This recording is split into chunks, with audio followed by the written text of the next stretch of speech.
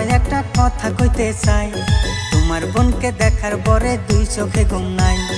ওরে দুষ্ট দেওরা তুমি কি বলিলা, আমার বোনকে বিয়ে করা এত সহজ না।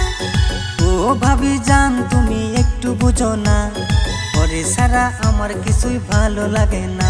ভাবি হাত ধরিয়া কই, তোমার পাও ধরিয়া কই, তোমার বোনকে ছাড়াই আমার বেঁচে থাকা দায়। ও ভাবি জান আমি তোমার হাত ধরিয়া কই।